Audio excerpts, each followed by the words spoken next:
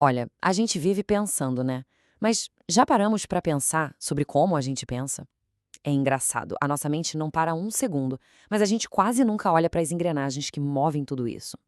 Pois bem, é exatamente isso que a gente vai fazer aqui. Vamos mergulhar fundo nas estruturas do pensamento e descobrir um verdadeiro kit de ferramentas mental que, acredite, todo mundo tem. Então, a grande questão é: como é que o pensamento funciona de verdade? Porque, sabe, não é só um monte de ideia solta pipocando na cabeça. De jeito nenhum. Existe uma arquitetura, um método por trás de como a gente processa o mundo. E entender essa estrutura. Esse é o primeiro passo para a gente começar a usar nossa mente de um jeito muito mais consciente, mais intencional, certo? Mas antes da gente pular de cabeça nos 9 tipos de pensamento, a gente precisa dar um passo atrás e entender os 3 componentes básicos de qualquer pensamento. Pensa nisso como se fosse a anatomia de uma ideia, sabe? Todo e qualquer pensamento vai ter um curso, uma forma e um conteúdo. Vamos dar uma olhada em cada um deles. Vamos começar pelo curso. A melhor analogia aqui é a de um rio. Imagina só, às vezes a água corre super rápida, turbulenta, né? Outras vezes está tudo mais lento, calmo. O curso do nosso pensamento é exatamente isso, é a velocidade, o ritmo com que as nossas ideias fluem. É o como da coisa, a dinâmica do processo mental. Beleza, depois do curso a gente tem a forma. E se a gente continuar com a imagem do rio, a forma seria o leito dele, sabe? Aquela estrutura que guia a água, que dá a direção. É a arquitetura básica do nosso pensamento, o jeito que ele se organiza. Ele é mais lógico, mais criativo. A forma é basicamente o esqueleto da ideia. E para fechar essa tríade, temos o conteúdo. Bom, se a forma é o leito do rio, o conteúdo é a própria água que corre ali. É sobre o que a gente está pensando. É o trabalho, os relacionamentos, aquele filme que a gente viu ontem. O conteúdo é a matéria-prima, a substância que preenche a estrutura do pensamento. Ok, agora que a gente já entendeu a anatomia da coisa, vamos para o prato principal, o tal do kit de ferramentas.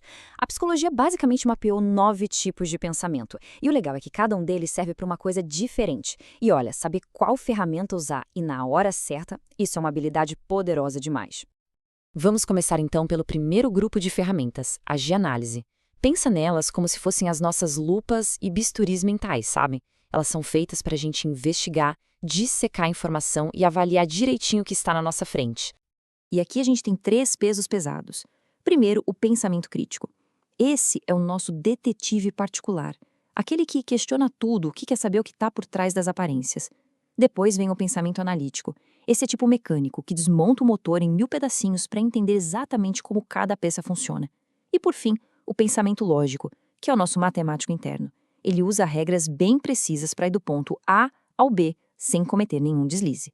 Beleza. Agora, se o primeiro grupo de ferramentas era para desmontar as coisas, o nosso próximo conjunto faz o contrário. Ele constrói pontes. São as ferramentas de conexão. Elas ajudam a gente a juntar as informações e, principalmente, a enxergar a foto completa. E essas ferramentas de conexão são muito interessantes porque elas se completam. O pensamento sistêmico é o que nos permite ver a floresta inteira e não só as árvores, sabe? Já o pensamento analógico, ele funciona como um tradutor. Ele fica procurando padrões e fazendo aquela conexão de isso aqui é parecido com aquilo ali. E o pensamento criativo, bom, esse é o nosso inventor. Ele pega peças que já existem e cria algo que nunca foi visto antes. E essa comparação aqui é perfeita para a gente entender a diferença. Olha só, o pensamento analítico pega um armário e organiza por partes.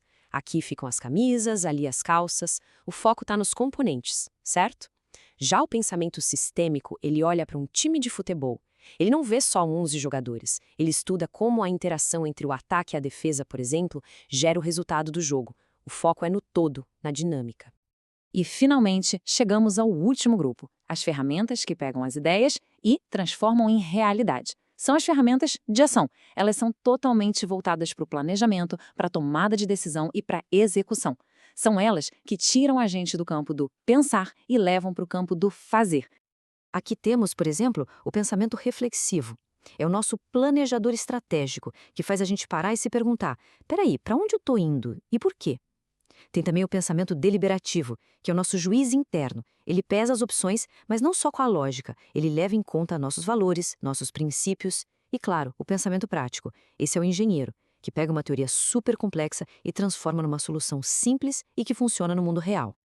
Ok, a gente viu um monte de ferramenta, um monte de conceito, mas a pergunta que não quer calar é: por que isso importa na vida real, no nosso dia a dia?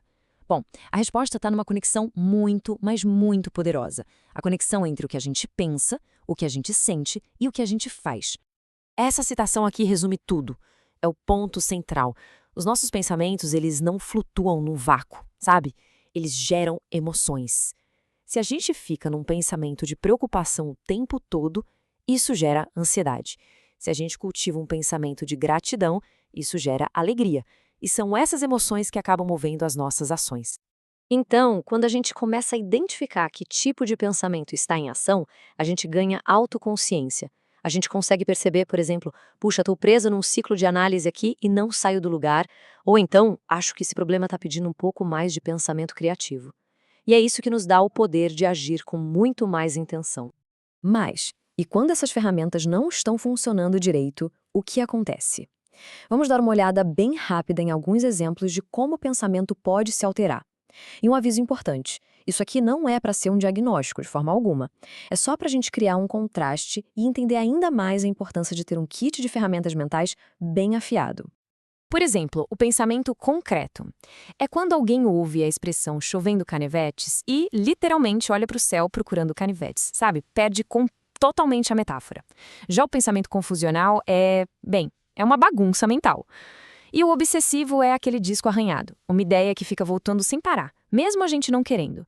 Isso só mostra como o equilíbrio do nosso pensamento é algo complexo e até delicado. Lembram do curso, o nosso fluxo do rio lá do começo? Pois é, ele também pode sofrer alterações.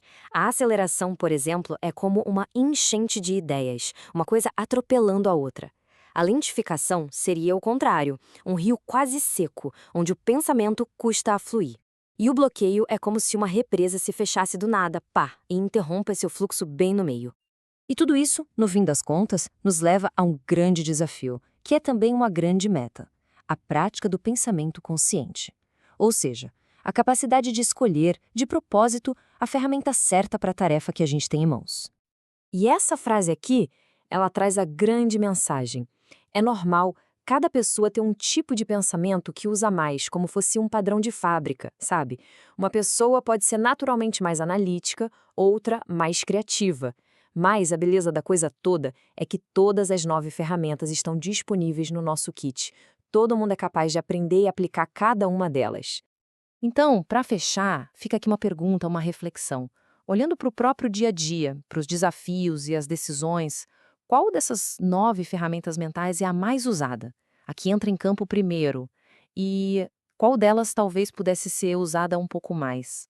Pensar nisso pode abrir uma porta bem interessante para um novo nível de autoconhecimento.